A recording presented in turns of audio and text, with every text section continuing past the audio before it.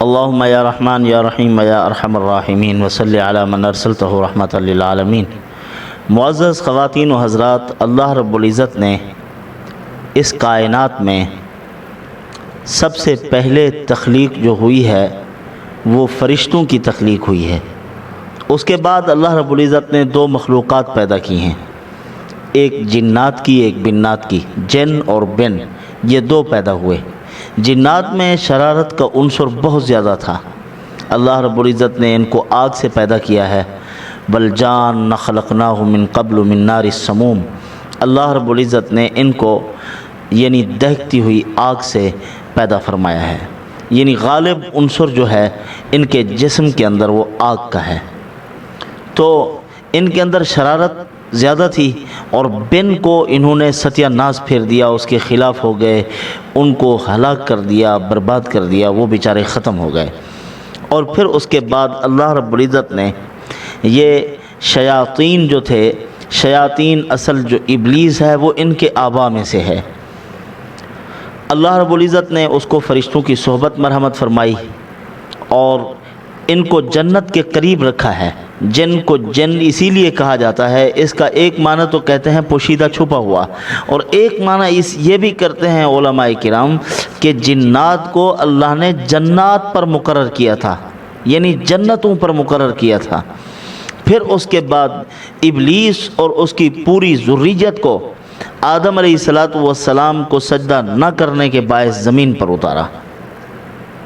اللہ رب العزت نے جب آدم علیہ السلام کو بنانا شروع کیا اور فیصلہ فرمایا اور فرشتوں سے فرمایا کہ میں آدم کو پیدا کر رہا ہوں اور اس کو میں زمین پر خلیفہ بناؤں گا، اور فرشتوں کے سامنے ایسے بات کی اللہ تعالیٰ نے جیسے کوئی مشاورت ہو رہی ہو، حالانکہ اللہ رب العزت کو کسی مشورے کی ضرورت نہیں، مشورے کی ضرورت اس کو ہوتی ہے جس کے سامنے کوئی پہلو پوشیدہ ہو، چھپا ہوا ہو۔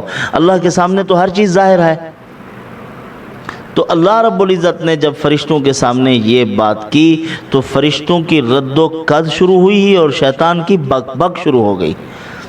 شیطان کی بک بک کیوں شروع ہوئی؟ اس کو کیا وجہ تھی؟ کیوں جلن تھی اتنی آدم علیہ السلام اور اولاد آدم کے ساتھ؟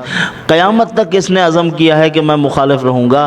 اس کی بنیادی وجہ یہ تھی کہ شیطان کو سلطان الارض کہا جاتا تھا، یعنی زمین کا بادشاہ۔ زمین پر اس ابلیس کی بادشاہت چلتی تھی۔ اللہ تعالیٰ نے فرشتوں کو مقرر فرمایا ہے زمین کے نظام پر بھی، آسمان کے نظام پر بھی۔ ابتداً فرشتے اس سے دور بھاگتے تھے، یہ فرشتوں سے دور رہتا تھا۔ تھوڑے عرصے کے بعد تھوڑا انس ہوا، یہ فرشتوں کے کچھ قریب ہوا، انہوں نے کچھ اسرار ایسے بتائے کہ یہ آسمانوں پر بھی پہنچ گیا، ترقی ہوتی گئی، عبادت بہت زیادہ کرتا تھا، اور آہستہ آہستہ ترقی کرتے کرتے یہ بہت بڑے مقام کو پہنچ گیا۔ یعنی اللہ تعالیٰ کی اس نافرمانی اور حکم عدولی سے پہلے اس کا نام عزازیل تھا۔ وَكَانَ اسمہ عزازیل من قبل المعصیت، اللہ تعالیٰ کی نافرمانی سے پہلے اس کا نام عزازیل ہے، اور بہت بلند مقام تھا۔ پہلے آسمان پر بھی اس کی ڈپٹی تھی اور زمین پر بھی اس کی ڈپٹی تھی، سلطان الارض کہتے تھے۔ جب اس کو معلوم ہوا کہ اب اللہ رب العزت حضرت آدم علیہ السلام کو پیدا کر رہے ہیں اور حضرت انسان کو زمین پر خلیفہ بنا رہے ہیں، اب یہاں پر ایک بات آپ کی خدمت میں عرض کر دوں، جس آدمی کو کسی کارخانے کا ہیڈ منیجر بنایا جا رہا ہے، جی ایم بنایا جا رہا ہے، جنرل منیجر بنایا جا رہا ہے، اس سے پہلے کہ اس کی کوئی حلف برداری کی تقریب ہو، اس کو چابیاں سپرد کی جائیں، پورے کے پورے عملے کو اس کے سامنے بلایا جاتا ہے اور ان کو بتلایا جاتا ہے کہ اب آپ کے جنرل منیجر یہ ہیں، ان کے حکم کے مطابق آپ نے چلنا ہے۔ اسی طرح کارخانہ کائنات میں اللہ پاک حضرت آدم علیہ السلام کو پیدا کر رہے تھے اور زمین پر خلافت اور نیابت اپنی آدم علیہ السلام کے سپرد کر رہے تھے۔ ابلیس پہلے سے سلطان الارض تھا، اب اس نے خطرہ بھانپ لیا کہ آدم پیدا ہو رہا ہے، یہ آدم علیہ السلام اور ان کی ذریت جب زمین پر خلیفہ بن رہے ہیں، اللہ تعالیٰ نے اظہار بھی کر دیا ہے کہ میں اس لیے اس کو پیدا کر رہا ہوں کہ یہ زمین پر خلیفہ بنے گا۔ فرشتوں نے کہا کہ ہم تیری تسبیح و تقدیس بیان کرتے ہیں، خلافت کے حقدار ہم زیادہ ہیں۔ اللہ پاک نے فرمایا نہیں، تم جب معصیت نہیں کرو گے، میری نافرمانی نہیں ہوگی، قانون نہیں ٹوٹیں گے، تم سے غلطیاں نہیں ہوں گی، تو عدل کیسے قائم کیا جائے گا؟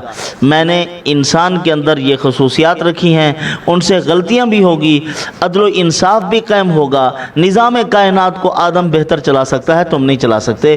اللہ تعالیٰ نے ان کو جواب دے دیا۔ اب ابلیس جو تھا یہ مردود ملعون، اس نے اپنی انانیت اور تکبر اور مغروریت میں آ کر ادھر سے دیکھی اپنی عبادات، ادھر سے دیکھا اپنا تقدس، ادھر سے زمین کی بادشاہت، ادھر سے آسمانوں پر تصرف، اور بہت سے فرشتے بھی اس کے تابعدار تھے، اس کے پیچھے چلتے تھے۔ سردار جو تھا اس کو پریشانی ہوئی کہ اب تو آدم علیہ السلام آ رہے ہیں، میری سلطنت ختم، میری حکومت گئی، اب تو میرا نام و نشان نہیں رہے گا دنیا میں۔ اسی لیے اللہ تعالیٰ نے تمام فرشتوں کو آدم علیہ السلام کے سامنے جھکایا کہ زمین کا جنرل منیجر، اپنے کارخانہ قدرت کا جنرل منیجر میں بنا رہا ہوں آدم علیہ السلام کو۔ انی جاعل فی الارض خلیفہ، یہ زمین میں میرا خلیفہ ہے۔ ان کو سارے کے سارے فرشتوں کو آدم علیہ السلام کے سامنے سرنڈر کر دیا، ان کا تابعدار کر دیا کہ میرے بعد حکم ان کا چلے گا۔ تو شیطان ابلیس نے کہا میں سجدہ نہیں کرتا، کیونکہ نظام کائنات کو چلانے والے فرشتے ہیں نا، آگ کا فرشتہ، ہوا کا فرشتہ، پہاڑوں کے فرشتے، زمین و آسمان کے خلا کے فرشتے اللہ نے مقرر کر رکھے ہیں سارے۔ تو خلیفہ جو آ رہا ہے اس کے ساتھ چلانا ہے نا سب کو، لیکن اس نے کہا میں چلنے کو تیار نہیں ہوں، میں اس کی بڑائی، اس کی بزرگی کو تسلیم نہیں کروں گا۔ اس نے آدم علیہ السلام کو سجدہ نہیں کیا، باقی سب فرشتوں نے فسجد الملائکۃ کلھم اجمعون الا ابلیس، سارے فرشتوں نے سجدہ کیا مگر ابلیس نے سجدہ نہیں کیا۔ یہ ابلیس کا لقب بھی اس کو اسی دن سے ملا ہے جب سے اس نے آدم علیہ السلام کے سامنے سجدہ تعظیمی کرنے سے انکار کر دیا۔ اللہ تعالیٰ نے اس کو نامراد و ناکام اور ہمیشہ ہمیشہ کے لیے مردود قرار دے دیا، اور حضرت آدم علیہ السلام کو اللہ رب العزت نے برتری مرحمت فرمائی، اور حضرت آدم علیہ السلام مٹی کے بنے ہوئے، اللہ نے ان کو ان کی جسم کی مٹی کو ایسا عظیم بنا دیا۔ اللہ رب العزت نے سورہ صاد میں فرمایا ہے کہ ہم نے آدم علیہ السلام کو اپنے دونوں ہاتھوں سے بنایا ہے۔ سبحان اللہ، دونوں ہاتھوں سے بنانے کا کیا مطلب؟ یعنی یہاں علماء کرام نے نقطہ لکھا ہے کہ یہ جو اضافت ہے اللہ کے ہاتھوں کی طرف، یہ اضافت تشریفی ہے۔ مطلب کیا؟ اللہ نے اپنے ہاتھوں کے ساتھ کسی کے بنائے جانے کا اظہار کر کے اس کو وہ عزت بخش دی کہ وہ فرشتوں کو بھی نہیں ملی۔ فرشتوں کو نور سے بنایا اور جنات کو آگ سے بنایا، انسان کو اللہ نے خاک سے بنا کر ساری مخلوقات پر برتری عطا فرمائی، اور فرمایا کہ میں نے اس کو اشرف المخلوقات بنایا ہے۔ یہاں تک آج ختم کرتے ہیں، انشاءاللہ اب آگے پارٹ شروع کریں گے۔ آدم علیہ السلام کی تخلیق کیسے ہوئی، کیا کیا مراحل ہوئے، انشاءاللہ اس کو تفصیل کے ساتھ ہم بیان کریں گے۔ وما علینا الا البلاغ۔